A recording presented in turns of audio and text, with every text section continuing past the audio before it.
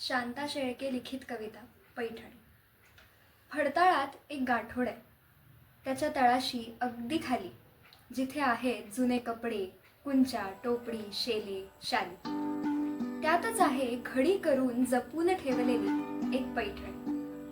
नारळी पदर, जरी चौकडी, रंग तिचा सुंदर धानी. माझी आजी लग्नामध्ये हीच पैठणी नेसली होती. पडली होती साऱ्यांच्याच पाया हाच पदर धरून हाती.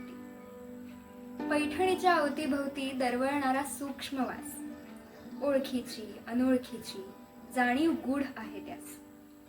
धूप कापूर उदबत्त्यातून जळत गेले किती श्रावण, धूप कापूर उदबत्त्यातून जळत गेले किती श्रावण, पैठणीने आज जपले एक तन एक. खस हिन्यात माखलेली बोटे पैठणीला केव्हा पुसली, खस हिन्यात माखलेली बोटे पैठणीला केव्हा पुसली.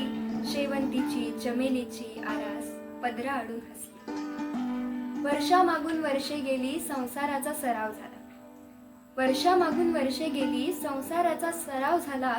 नवा कोरा कडक पोत एक मऊपणा आल्याला. पैठणीच्या घडीघडीतून अवघे आयुष्य उलगडत गेले, पैठणीच्या घडीघडीतून अवघे आयुष्य उलगडत गेले.